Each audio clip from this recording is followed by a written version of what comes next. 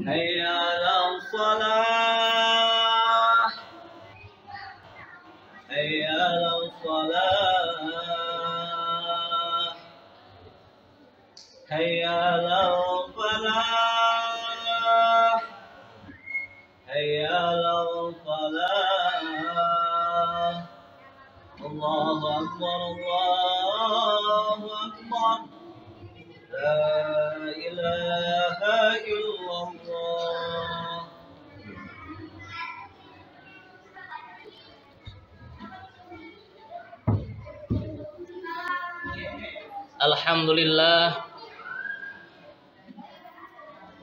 Alhamdulillahilladzi arsala rasulahu bil huda wa dinil haq liyujhirahu ala dini kullih walau karihal musyrikun. Asyhadu an la ilaha illallah wahdahu la syarikalah wa asyhadu anna Muhammadan abduhu wa rasuluh la nabiyya ba'dah. Allahumma salli wa sallim wa barik ala sayyidina wa habibina wa syafi'ina Muhammad wa ala alihi wa sahbihi wa mawalah, amma ba'du. Fa ya ibadallah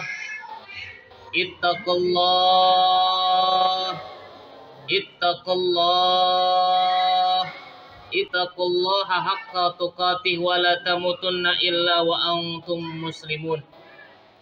Hadirin jamaah salat Jumat yang dirahmati Allah Subhanahu wa taala. Di awal khutbah ini, marilah sama-sama kita tingkatkan ketakwaan kita, keimanan kita kepada Allah Subhanahu wa taala dengan sebenar-benarnya. Berupaya secara optimal menjalankan segala perintah Allah dan menjauhi segala larangan Allah. Hadirin jamaah salat Jumat yang dirahmati Allah Subhanahu wa taala. Pada khutbah kali ini kita akan mengkaji satu amalan yang Rasulullah Shallallahu alaihi wasallam ajarkan kepada kita, yang mungkin sebagian kita lupa mengamalkannya. Andaipun sudah mengamalkan, mungkin belum paham rahasia di dalamnya. Hadirin jamaah salat Jumat yang dirahmati Allah Subhanahu wa taala. Ada satu amalan terkait rezeki yang sebenarnya diajarkan oleh baginda Nabi untuk diamalkan setiap pagi. Dan amalan ini punya rahasia besar terkait konsep rezeki. Doa tersebut berbunyi, Allahumma inni as'aluka ilman nafi'an wa rizqan thayyiban wa amalan mutaqabalan. Ya Allah, aku memohon padamu ilmu yang bermanfaat, rezeki yang baik, dan amalan yang diterima. Doa ini begitu sederhana, penuh makna, namun sebenarnya menyimpan konsep yang sangat luar biasa. Mari sama-sama kita perhatikan urutannya. Pertama, Rasulullah Shallallahu alaihi wasallam meminta ilmu yang bermanfaat. Kedua, baru meminta rezeki. Ketiga, meminta amalannya diterima. Kenapa bukan rezeki terlebih dahulu? Enak ketika kita punya harta banyak, bisa berbuat apa saja, bisa belajar kemanapun, bisa belajar sampai ke luar negeri, bahkan bisa nyumbang setiap hari. Tapi Rasulullah Shallallahu alaihi wasallam justru mengajarkan kita untuk meminta ilmu terlebih dahulu, dan kalimat lebih lengkapnya ilmu yang bermanfaat. Hadirin jamaah yang dirahmati Allah Subhanahu wa taala. Ilman nafi'an berarti berilmu dahulu sebelum memulai berucap dan beramal. Permintaan ilmu yang bermanfaat didahulukan. permintaan ilmu didahulukan oleh baginda Nabi Muhammad SAW karena memiliki hikmah yang tidak akan samar bagi orang yang mau mencermati. Ketahuilah, dengan ilmu yang bermanfaat, seseorang mampu membedakan mana amal soleh, mana amal salah.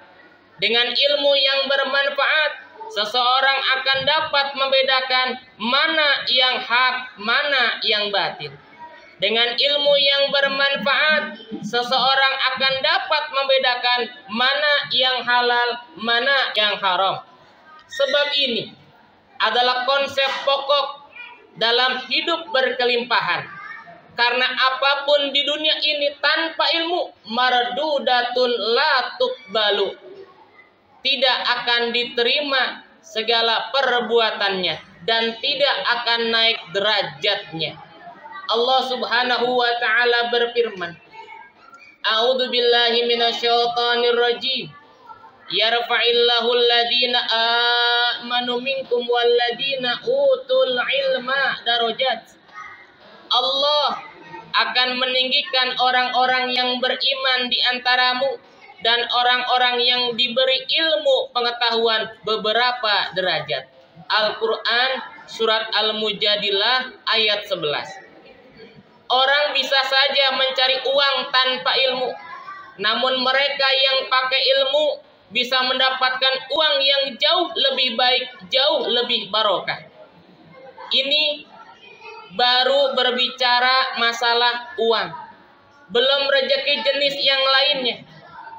Orang kalau tahu ilmu tentang kesehatan, orang kalau tahu ilmu tentang tubuh, maka insya Allah jadi sebab kesehatannya lebih terjaga. Karena sehat tak datang begitu saja.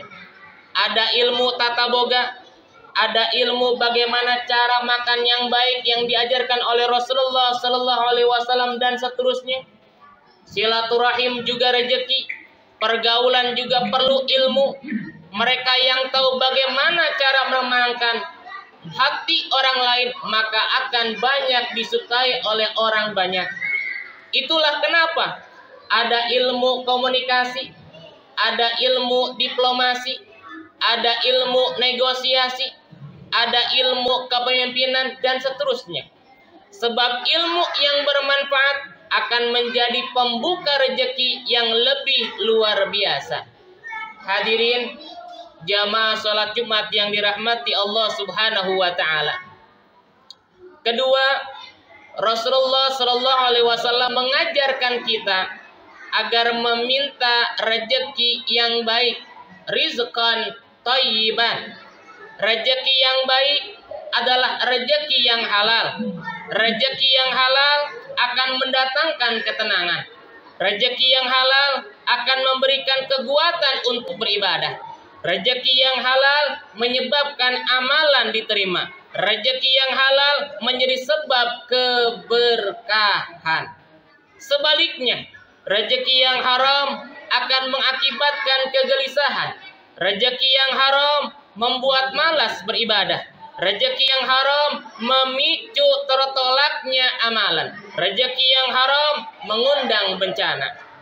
Seseorang tidak akan mungkin bisa membedakan antara yang halal dengan yang haram kecuali bisa berbekal ilmu agama. Hadirin jamaah salat Jumat yang dirahmati Allah Subhanahu wa taala. Karena itulah di dalam doa ini didahulukan permintaan ilmu sebelum rezeki. Ketiga, amal yang diterima. Rezeki yang baik, rezeki yang halal, rezeki yang barokah bersumber dari yang baik, dan baik pula cara mendapatkannya. Tentu akan membuat amal soleh kita diterima oleh Allah Subhanahu wa ta'ala, dan itu adalah tujuan kita. Mencari sebanyak-banyaknya rezeki untuk mengumpulkan bekal di akhirat nanti.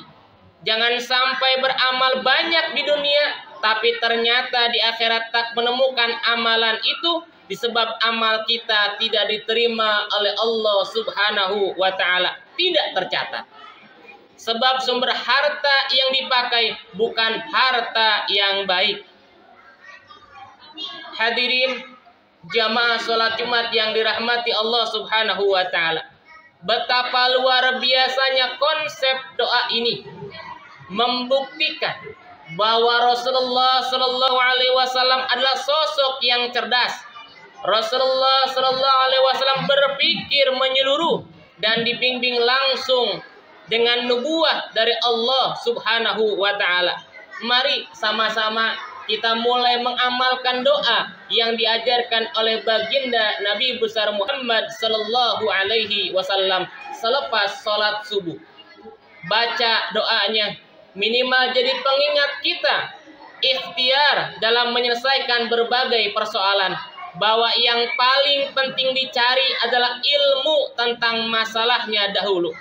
Mau cari rezeki, cari ilmu tentang rezeki. Mau mencari jodoh, belajar ilmu tentang jodoh.